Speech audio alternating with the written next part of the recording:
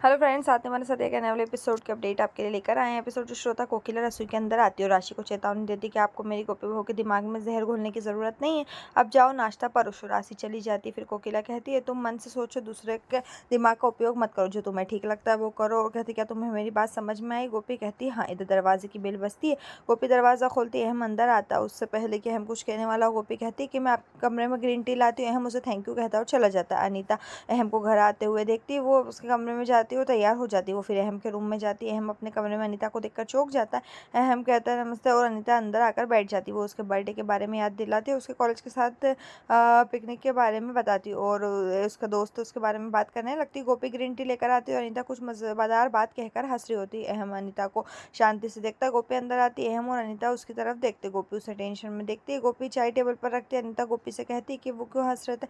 अनीता अपने कॉलेज के दिनों के अहम के बारे में बताती। गोपी परेशान लग रही। कोकिला इसे बाहर से देखती है। अहम और अनीता दोनों बात करते रहते हैं और गोपी वहाँ खड़ी। कोकिला गुस्से में देखती है। अनीता खाने की टेबल पर बैठी है। गोपी उसको वो टैबलेट देती है। अहम हॉल में बैठा किसी फाइल का जिक्र कर रहा है, लेकिन अनीता उसे घूर रही होती। कोकिला वहाँ आती और कहती कि कल तुम्हें ऑफिस जाते टाइम गोपी को साथ ले जाना, उसे एक पार्सल लाना है और वो अपने साथ, और वो कहता है कि उसे छोड़ देना। गोपी पार्सल लेकर वहाँ आ जाएगी, वो अपने आप वापस आ जाएगी। गोपी और हम एक दूसरे को देखते और खुश महसूस करते।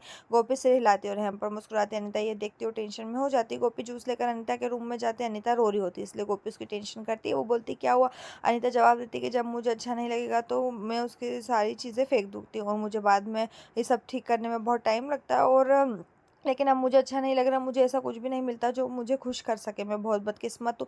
गोपी परेशान हो जाती है और आंसू बहाती। अनीता रोने लगती है। अनीता कहती है, मैंने अभी तक अपने पति को भी नहीं देखा और मैं अपने ससुराल जाना चाहती हूँ। मैं अपनी शादी के दिन से अस्पताल में थी, अगले दिन से मैं यहाँ और मैं इस कमरे में अकेला महसूस कर रही हूँ। अहम गोपी को बुलाता और उसे अपने साथ चलने के लिए कहता है कि क्योंकि उसे ऑफिस के लिए देर हो रही। गोपी कुछ देर सोचती और कहती है, अनीता बेन, आप अहम जी के साथ जा सकते हो, आप इस घर में अकेला महसूस करें, आप बाहर जाएंगे तो आपको अच्छा लगेगा। अनीता आश्चर्य करते हुए बोलती कि तुम बाहर जा रहे थे ना? गोपी जवाब देती, ठीक है, आप उन चीज़ों को ले आओ। गोपी अहम से बोलती, क्या वो ठीक है? अहम से हिलाता है। अनीता गले मिलती और गोपी से कहती कि तुम बहुत अच्छी हो। गोपी परेशान है। अनीता बाहर जाती है। अहम गोपी को उदास देखता और चला जाता है। गोपी अनीता के कपड़ों को ठीक करती। कोकिला वहाँ आती और वहाँ गोपी को देखकर आश्चर्य करती। कोकिला गोपी से बोलती कि तुम यहाँ क्या हो? मैंने तुमसे कहा था ना कि अहम के साथ जाओ। अहम के साथ कौन गया? कोकिला आश्चर्य करती और डांटती कि तुमने अनीता को अहम के साथ क्यों भेजा?